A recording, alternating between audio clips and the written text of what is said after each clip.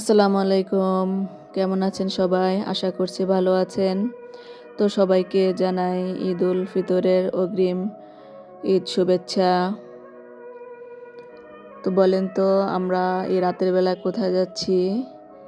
আমরা যাচ্ছি আমাদের সালমান পাখিকে নিয়ে ঈদের আগে শপিং করতে। এই যে সালমান পাখি ওর বাবাইয়ের কাঁধে উঠে বসে আছে আর অপেক্ষা করছে সবার জন্য। তো এই তো আমরা বেরিয়ে পড়লাম। ঈদের আগের দিন চারদিকে আলো, নতুন কাপড়ের গন্ধ, মানুষের ব্যস্ততা, সবাই আনন্দে ব্যস্ত, কিন্তু আমাদের ভেতরে নীরব শূন্যতা। তাছাড়া আমি ময়মনসিংহ থেকে বাড়িতে আসার আগে সবার জন্য অল্প স্বল্প কিছু কেনাকাটা করে এনেছিলাম।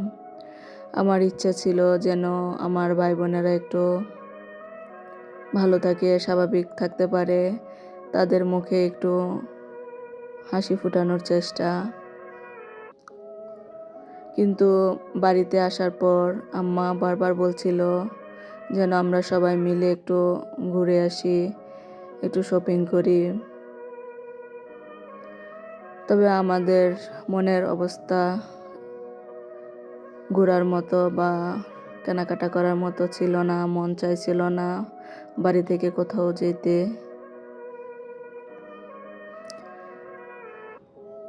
কিন্তু আম্মা বারবার বলতেছিল যেন তোমরা এরকম মনমরা হয়ে থাকলে, এরকম করে থাকলে তোমাদের বাবার আত্মা কষ্ট পাবে, ওনার কাছে কি ভালো লাগবে যে ওনার সন্তানরা এইভাবে থাকবে।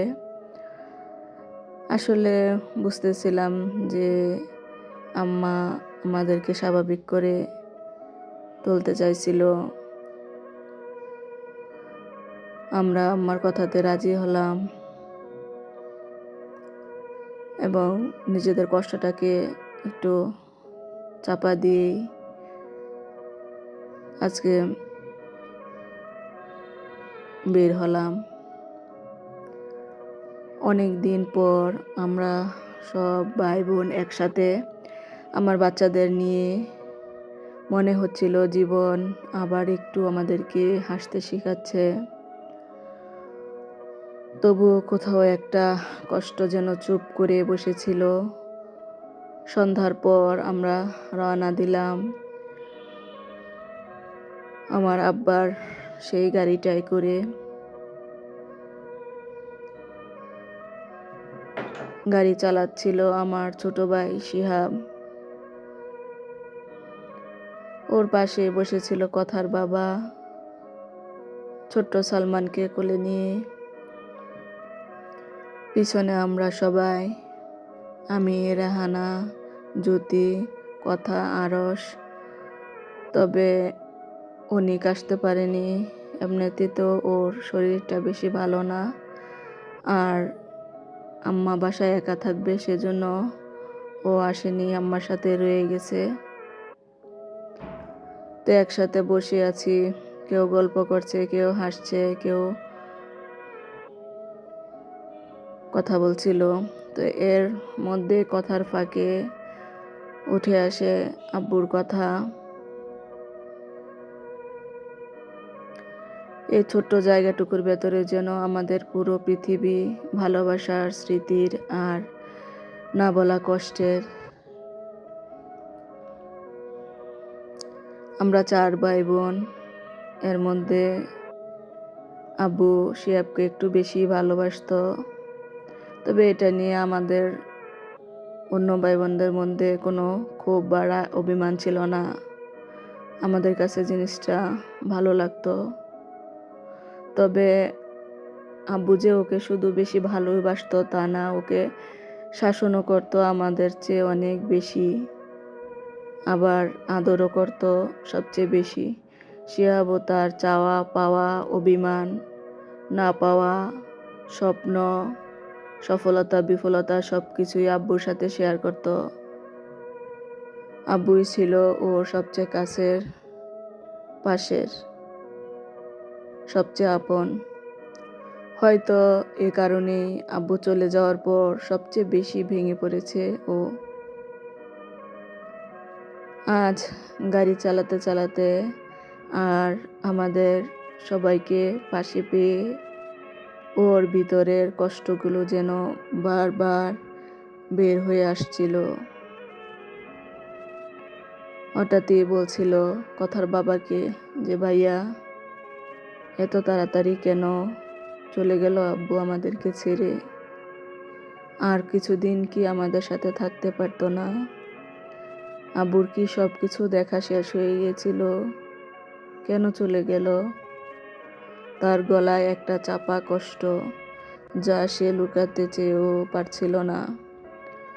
কখনো কখনো সে আল্লাহকে প্রশ্ন করে চেঁচিয়ে বলছিল, কেন কেন আল্লাহ তুমি আমাদের বাবাকে নিয়ে গেলে? আমরা তো এতজন লোক, আমাদের কাছ থেকে কি হায়াত তুমি কিছু কিছু নিয়ে তো আমার বাবাকে কিছুটা দিন আমাদের সাথে রাখতে পারতে।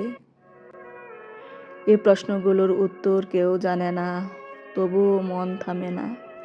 কারণ ভালোবাসা যত গভীর হয়, হারানোর ব্যথাটাও তত গভীর হয়। এ সময় আমার ছোট বোন জ্যোতি, যে কিনা নিরহংকারী, সদা হাস্যোজ্জ্বল, সব সময় সবার জন্য বাঁচে,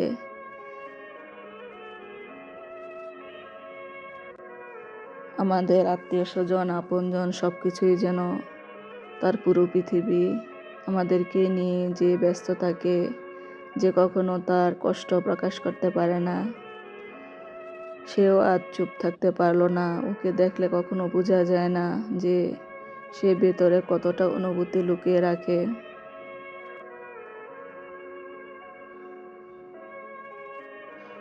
আজ গাড়ির ভেতরে শিহাবের পাশাপাশি জ্যোতিও আব্বুর কথা বলতে বলতে একদম ভেঙে পড়েছিল।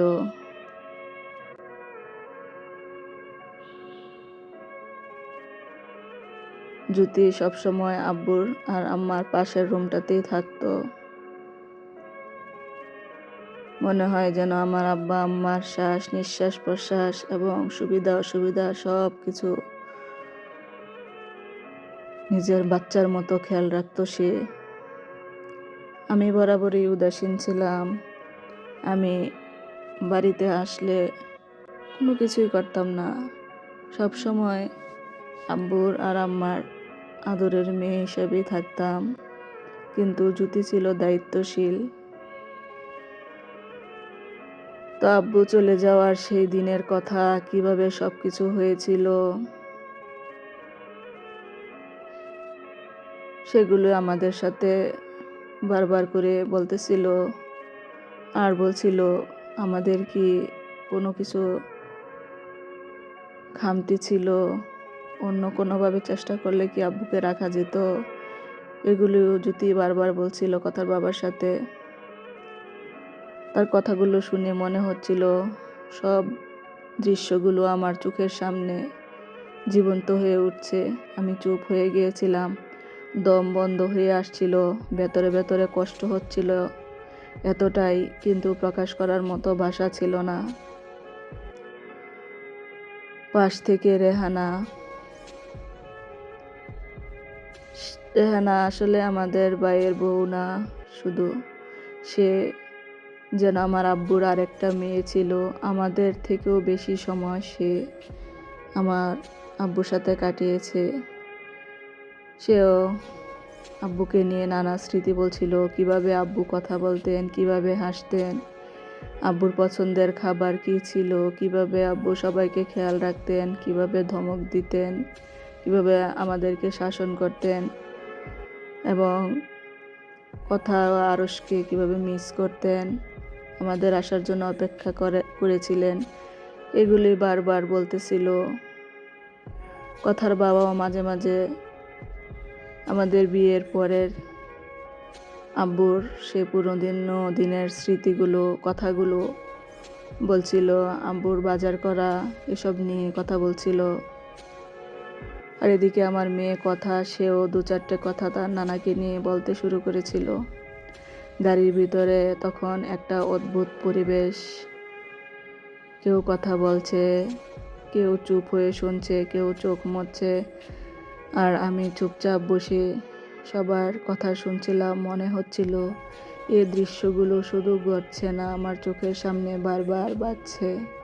এই অনুভূতিটা আসলে কি? এটা কি শোক, নাকি দুঃখ, নাকি এমন কিছু যার কোনো নামই নেই, যার শুধু অনুভব করা যায় কিন্তু বলা যায় না? এই প্রশ্নগুলোর উত্তর কেউ জানে না, তবুও থামে না। কারণ ভালোবাসা যত গভীর হয়, হারানোর বেদনাটাও তত গভীর হয়।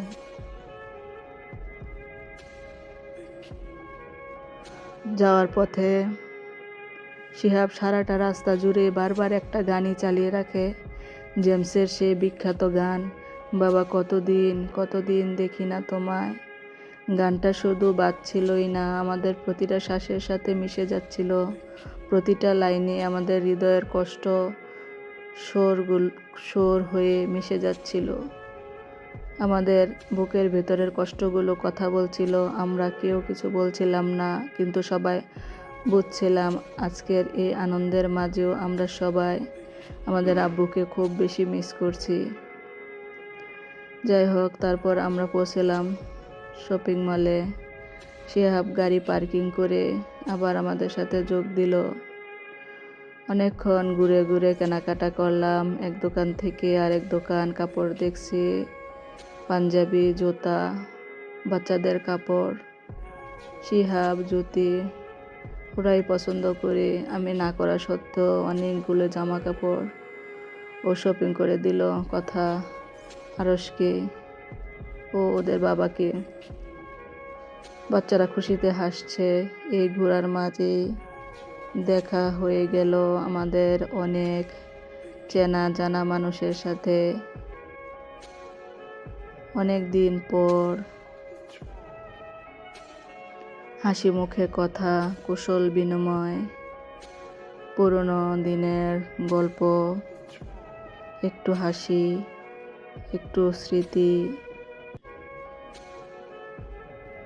এই তো, তাছাড়া অনেক দিন পর এলাকার শপিং মলে আসলাম। তো সব দোকানদার ছেলেগুলো ছিল মোটামুটি আমার ছোট ভাই বোনদের বন্ধু মহলের। তো এক সময় ওদের বাবারা দোকান চালাতো, আজ ওরা বড় হয়েছে, সবাই ঈদের সময় ছুটিতে বাড়িতে এসেছে, ওরা সময় দিচ্ছে। তো তাদের সাথে গল্প, হাসি, ছোট ছোট মুহূর্ত, ছোট ছোট ছেলে পেলেগুলো আজ মনে হচ্ছিল এক একজন দুর্দান্ত ব্যবসায়ী। তো এই তো সুন্দর মুহূর্ত কাটালাম, কেনাকাটা করলাম।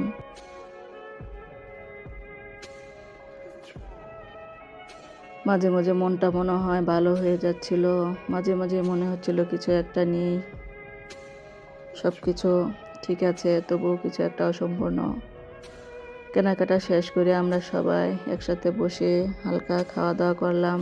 কেউ হাসছিল, কেউ ছবি তুলছিল, কেউ চুপচাপ বসেছিল। এই ছোট ছোট মুহূর্তগুলো হয়তো একদিন সবচেয়ে বড় স্মৃতি হয়ে থাকবে। রাত বাড়তে লাগলো, এদিকে আম্মাও বাড়ি থেকে বারবার ফোন দিচ্ছিল। ঘড়ির কাঁটা 12টার কাছাকাছি। আমরা আবার ফিরতে শুরু করলাম। এবার আর আগের মতো হাসি নেই, সবাই একটু চুপ। হয়তো সবাই নিজের মতো করে ভাবছে আজকের দিনটা খুব সুন্দর ছিল। অনেক দিন পর এভাবে একসাথে সময় কাটানো হলো। আমাদের সালমান পাখিটাও ক্লান্ত হয়ে ঘুমিয়ে আছে। তাছাড়া গাড়ির সবাই ক্লান্ত। শিহাবও এখন আর কথা বলছে না, তবুও বাজছিল সেই গানটা, বাবা কতদিন কতদিন দেখি না তোমায়। একজন মানুষ না থাকার কষ্টটা সব আনন্দের মাঝেও অনুভব হচ্ছিল। আব্বু তুমি থাকলে এই রাতটা আরও সুন্দর হতো। আজ আমরা সবাই আছি, শুধু তুমি নেই। জানি এমন সময় আর আসবে কি না, তবু এই দোয়া মনের ভেতর থেকে। আমাদের সবাইকে এভাবে একসাথে রেখো আল্লাহ, সুখে দুঃখে একে অপরের পাশে। আর আমাদের আব্বুকে জান্নাতের সর্বোচ্চ মাকাম, জান্নাতুল ফেরদৌস দান করো, আমিন। সবাই ভালো থাকবেন, সবার ঈদ ভালো কাটুক, আর আমাদের জন্য দোয়া করবেন। আমরা যেন আমাদের এই শোক কাটিয়ে যে যার ক্ষেত্রে সফলতার শীর্ষ আল্লাহ তাআলা আমাদেরকে পৌঁছে দেন। আমিন।